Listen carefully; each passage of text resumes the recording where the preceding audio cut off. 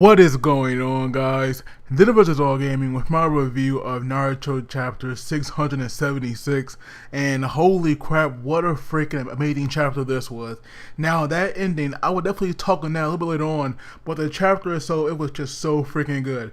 So it starts off with Madara now appearing again, but this time he has Obito, or we should now call him, the Black Zetsu, because that is clearly him controlling Obito's body. So Obito is definitely dead now, and we just have the Black Zetsu now controlling him.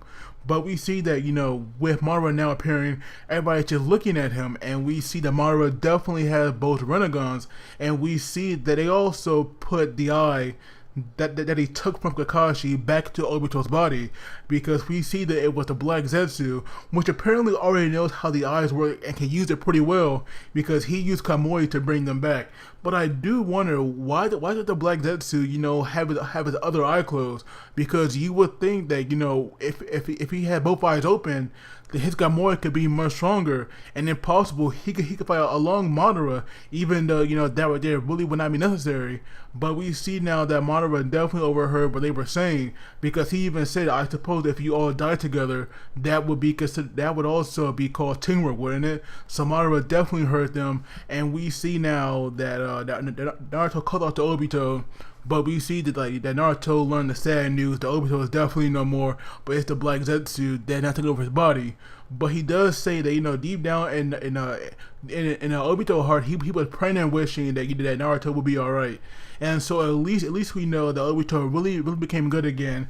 He was definitely praying for everybody to be safe, and of course to defeat Madara. And so it just had to see the way that Obito went out, because now we have somebody using his body for their own personal needs. And so we see Madara himself. He's now looking around, and I gotta say, deep panels of Madara having both Renegons, they look so freaking badass. I don't know why. I don't know why I like them so much, but I just really do. But we see that Naruto and Sasuke, they're now approaching approaching Madara, while we have Sakura here who kind of in the back, but of course she's walking there as well. And so of course it's like every other time where we have Naruto and Sasuke, they're always advancing, where we have Sakura standing in the back.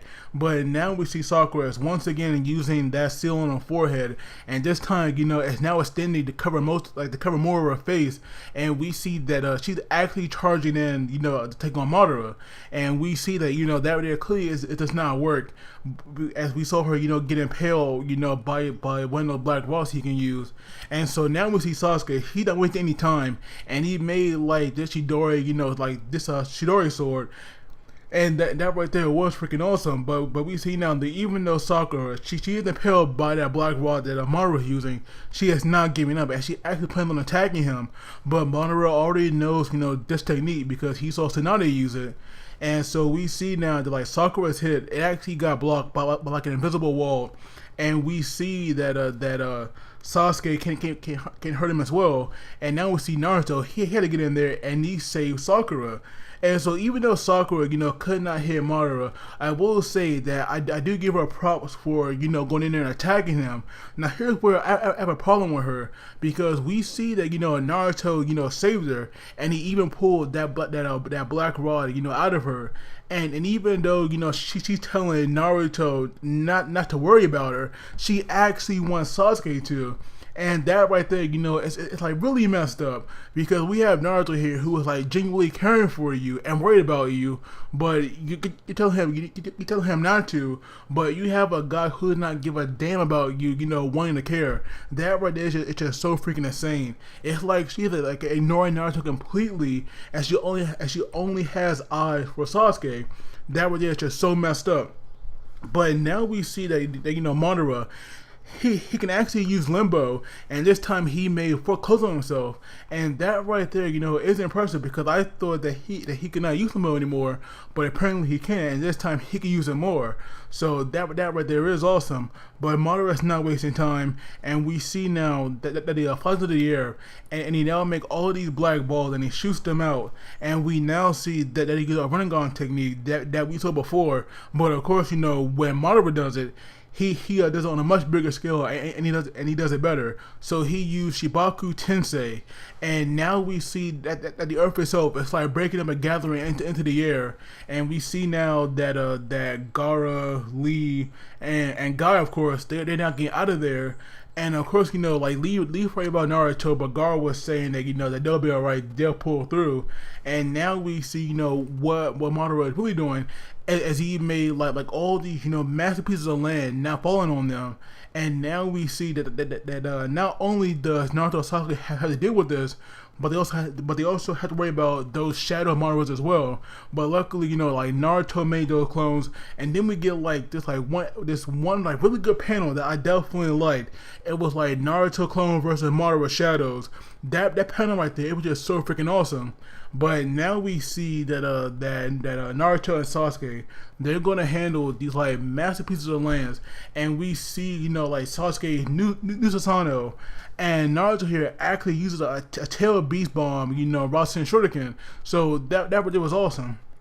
So Sasuke's new Susanoo, I was definitely not expecting to have wings, but I definitely dig it. It does look pretty badass, and I actually like where Sasuke is in it. Like now he's in the Susanoo head, and if you remember, Madara is also in his. It's kind of funny how we see them, basically started from from his torso, and now Sasuke in his head. That right there is pretty cool. And once again, Sakura kind of like useless once more, and we see now that all she can do is just watch on, because obviously there's no way she can handle this like they can. And we see Madara does something very unexpected, as we see now that the headband that I thought was like a piece of his clothing is actually attached to his head, and he just rips that off. Now that right there, I was not expecting. I didn't think that it would be attached to him, but we see now that he has the tree inside of him, and he is on the moon. Like whatever was on that stone monument that he read is now coming true. Because they said when one who had the power of the Samsara like comes near the moon, and eyes shall open and project itself on the moon, and to bring forth the infinite dream. And so now we see Madara here. He finally opened a third eye, with just like Kaguya's eye. So clearly Madara is now on her level, and now we see the moon itself. It is now changing, and is now reflecting that image. So clearly infinite Tsukuyomi is definitely activated, and Madara planet is now coming to fruition. So that was pretty freaking crazy. And so this chapter, it was just so freaking good. I definitely get a chapter, a 10 out of 10, because it was impressive. Now I will admit that that whole Sakura bit was definitely kind of depressing and sad to see. But overall, the chapter, I will not let that small incident take away from this amazing chapter. So let me know what you got through it, because like I said, to me this chapter, it's a 10 out of 10. But as always, please not forget to like the video and subscribe, because that really helps me out. And you guys take it easy, and I will see you all next time.